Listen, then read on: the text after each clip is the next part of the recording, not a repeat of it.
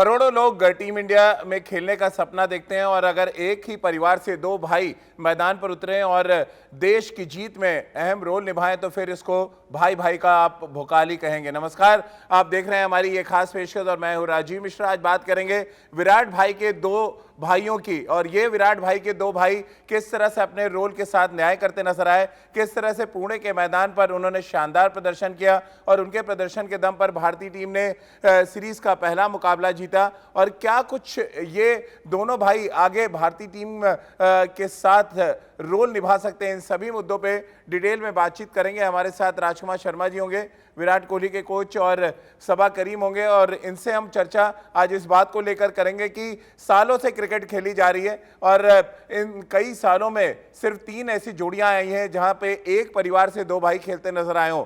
हम बहुत पहले जाएं तो सुरेंद्र अमरनाथ और मोहिंदर अमरनाथ को हमने खेलते देखा, उसके बाद इरफान पठान और यूसुफ पठान आए भारतीय टीम में, उन्होंने लंबे समय तक भारतीय टीम की सेवा की, और अब बारी शायद कुणाल पांड्या और हार्दिक पांड्या की। और मजे की बात यह है दोनों ही खिलाड़ी ऑलराउंडर हैं और भारतीय टीम को ऐसे ऑलराउंडर्स की जरूरत है जो उनको वर्ल्ड कप जिता सके, जो लंबे समय तक भारतीय टीम के विजय रथ को मैदान पर तेजी के साथ दौड़ा सके। कुछ उसी तरह का एग्जाम्पल हमें देखने को मिला पुणे के मैदान पर, जहां पर हार्दिक पांड्या टीम में पहले से साथ थे। कुणाल पांड्या ने डेब्यू किया, पहले उन्होंने अपने परिवार के मुखिया को नमन किया और उसके बाद उनके खेल को पूरे देश ने नमन किया। तो चलिए सबसे पहले आपको दिखाते हैं कुणाल पांड्या के वो इमोशनल पल जो मैदान पे देखने को मिले, और उसके बाद ये इमोशनल पल कैसे प्रोफेशनल क्रिकेटर में तब्दील हो गए। सबसे पहले वो देखिए हमारी इस खास रिपोर्ट में।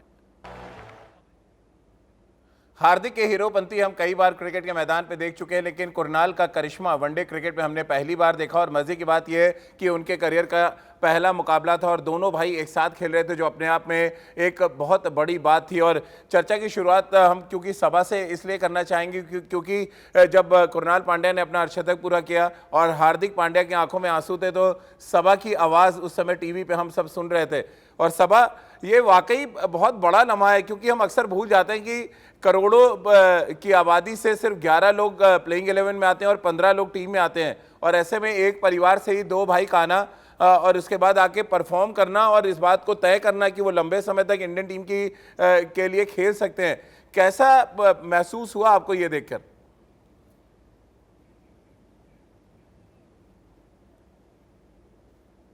राजीव, मुझे लगता है कि इस तरह के लम्हे बहुत कम बार खेल के मैदान में देखने को मिलते हैं, और सबसे खूबसूरत इत्तेफाक ये था कि जब हम कमेंट्री कर रहे थे तो हम सब लोग कमेंट्री बॉक्स में भी भावुक हो गए। और उससे बड़ी बात ये थी कि आपने पठान ब्रदर्स की बात की, तो उसमें एक पठान जो भाई हैं वो हम लोग के साथ कमेंट्री कर रहे थे, इरफान पठान। तो जब इस तरह का लम्हा सामने आया तो वो खुद भी भावुक हो गए थे और फिर बयान करने लगे कि उनको कैसा लग रहा था जब यूसुफ पठान ने उनके साथ भारतीय टीम के लिए खेला था। तो मुझे लगता है कि बहुत कुछ आपको सीखने को मिलता है और इन्हीं कारणों से ही आदमी क्रिकेट खेलता है। एक तो एक क्रिकेटर के जीवन में बहुत बड़ी बात होती है कि आप डेब्यू कर रहे हैं, उसके बाद जैसा कि आपने कहा कि एक ही परिवार से दो भाई अगर भारत के लिए खेल रहा हो, वहाँ पर कितनी ज़्यादा भावुकता आ जाती है। उसके साथ साथ ये दर्शाता है कि पूरे फैमिली का एफर्ट होना चाहिए एक खिलाड़ी को बनाने में। और अच्छी बात यह है कुणाल और हार्दिक दोनों ने इस बारे में बात की, अपने पिताजी के बारे में उन्होंने कहा, और मेरी 1-2 बार मुलाकात हुई है उनके पिताजी से भी, वो आए थे ऑफिस में मिलने के लिए। तो ये सारी चीज़ें देखकर बहुत ही अच्छा लगा, बहुत ज़्यादा खुशी हुई राजीव। बिल्कुल। और रितेंद्र, क्योंकि मैं ये आज इमोशनल मोमेंट इसलिए इस पे चर्चा की शुरुआत कर रहा हूँ क्योंकि एक परिवार समझता है कि क्या कुछ आपको सैक्रिफाइस करना पड़ता है अगर आप इंटरनेशनल क्रिकेट और देश के लिए खेलना चाहते हैं। आपके फादर भी रणजी ट्रॉफी खेले, कई साल खेले पंजाब के लिए, लेकिन वो देश के लिए नहीं खेल पाए, लेकिन आप खेले देश के लिए। किस तरह का एटमॉस्फेयर क्रिएट हो जाता है जब एक परिवार से एक बच्चा जाए, और यहाँ पे तो दो बच्चों को हमने खेलते देखा। क्या कुछ रिएक्शंस होते हैं उस समय, और खासतौर से तब जब आप कंट्रीब्यूट करें देश की जीत में?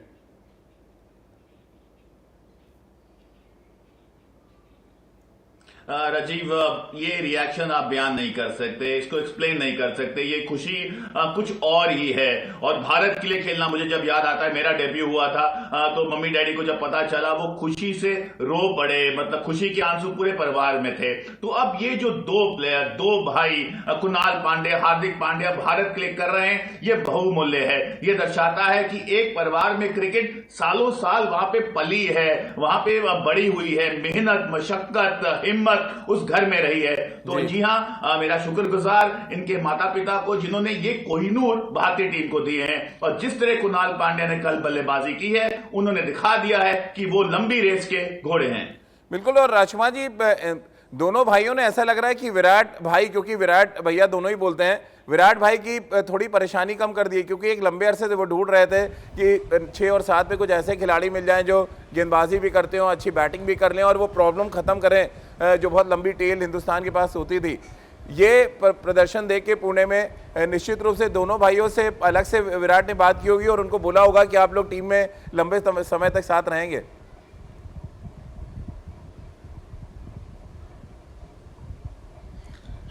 राजीव, आपने अगर देखा हो शुरू से कुणाल, हार्दिक का स्पेशली मैं कहूँगा, शुरू से बहुत बैक किया है विराट कोहली ने हार्दिक को, क्योंकि उन्हें लगता था कि ये मैच विनर प्लेयर है और ये नंबर 6-7 पे आके बड़ी हिटें मार के मैच जिता सकते हैं। और एक जो लंबी कमी आ गई थी जब मैं कहूँगा सुरेश रैना और युवराज और धोनी के जाने के बाद, जो बहुत ज़बरदस्त मैच फिनिशर्स थे, तो अब मुझे लगता है कि इन दोनों भाइयों के आने से शायद वो कमी पूरी होगी। और काफ़ी कॉन्फिडेंस है विराट को, पहले हार्दिक पर तो था ही, अब मुझे लगता है कि कुणाल को भी वो उसी तरह प्रमोट करेंगे, क्योंकि उनमें भी देखा है कि बहुत प्रतिभा है उनमें मैच जिताने की। तो एक ये अच्छी फाइंड है भारतीय क्रिकेट के लिए।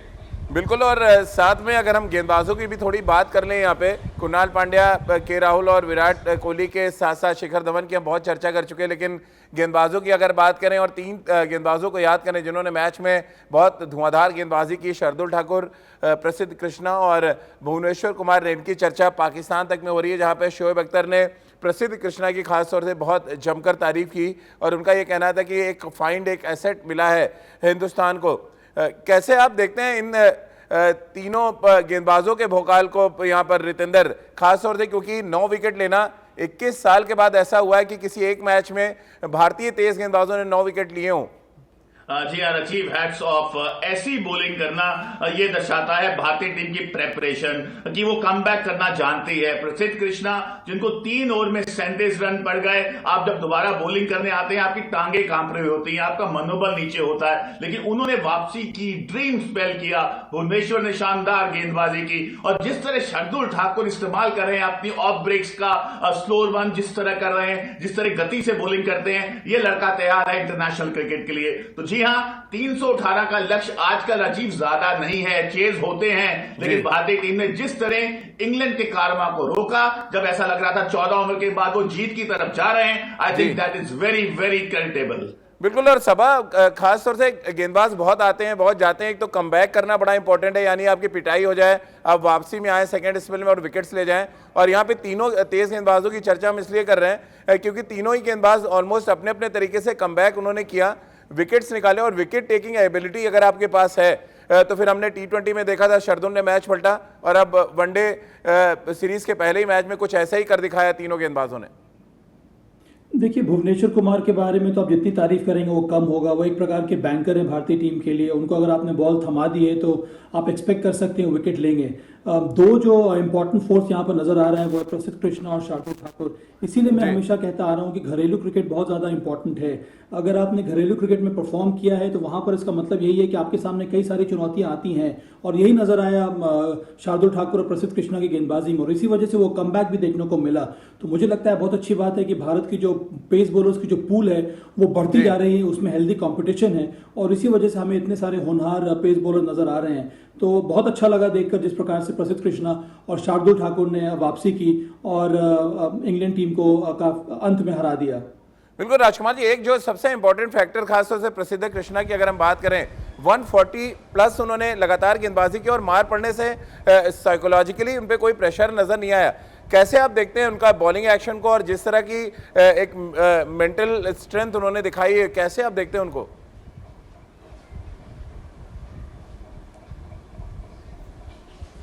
देखिए बड़ा अच्छा, एक तो रनअप उनका बहुत अच्छा है और काफ़ी स्ट्रॉन्ग रनअप है जिसे कहते हैं, जो लोडिंग वगैरह है सब बहुत अच्छा है, हाई आर्म एक्शन है, खुद लंबे हैं तो अच्छा बाउंस मिलता है उनको, और साथ साथ स्पीड है, उन्होंने 145 पर भी गेंदबाजी की, तो ये दर्शाता है कि इस प्लेयर में कैपेबिलिटी है लंबे समय तक भारत के लिए खेलने की। और जो मेंटल अप्रोच उन्होंने दिखाया 3 ओवर में 35 रन खाने के बाद जिस तरह वापसी की, तो वो बहुत तारीफ के काबिल है, क्योंकि आप डेब्यू मैच में आपको अगर 3 ओवर में पहले पिटाई हो जाती है तो आप बहुत ज़्यादा नर्वस हो जाते हैं, तो वहां से अपने आप को गैदर करना, अपनी वापसी करना और 2 विकेटें लेना, और उसके बाद ऑलमोस्ट तीसरी विकेट भी हो गई थी जब वो एक कैच छूटा, तो वो दर्शाता है कि मेंटली बहुत स्ट्रांग हैं और कोई एक्सप्रेशंस भी बहुत ज़्यादा आपने उनको नहीं देखे होंगे, तो वो दर्शाता है कि एक अच्छा मतलब मैं कहूँगा आगे फ्यूचर के लिए भारत के पास सभा में आपसे चलते थे एक सवाल लेना चाहूंगा, क्या शार्दुल ठाकुर इंडियन टीम के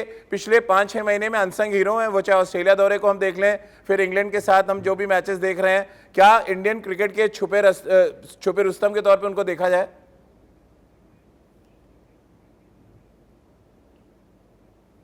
हाँ राजीव, बहुत इंपॉर्टेंट खिलाड़ी ये उभर कर आ रहा है, व्हाइट बॉल में भी और रेड बॉल क्रिकेट में भी। उसके साथ साथ बल्ले से कमाल किया है, तो इस खिलाड़ी को मालूम है कि अंडर प्रेशर किस तरह से गेंदबाजी करनी है, और ये खिलाड़ी अपने एबिलिटी को ट्रस्ट करता है। वही स्लोवर डिलीवरी, वही कटर्स, वही हिट द डेक वाली गेंदबाजी, वो भी गीली बॉल से, ये करना आसान नहीं होता है। और इसी वजह से विराट कोहली को आपने देखा होगा कि हमेशा जो बॉल है ऐसे समय में वो शार्दुल ठाकुर को ही थमा दे रहे हैं आजकल, चाहे वो T20 हो या फिर एक दिवसीय क्रिकेट क्यों ना हो। तो अच्छी बल्लेबाजी, इस प्रकार की इफेक्टिव गेंदबाजी, इससे ज्यादा और क्या चाहिए भारतीय टीम को। चलिए सभा, बहुत बहुत शुक्रिया आपका, रितेंद्र आपका भी, और राजकुमार जी आपका भी बहुत बहुत शुक्रिया हमारे साथ जुड़ने के लिए। तो हमारी इस खास पेशकश में फिलहाल इतना ही।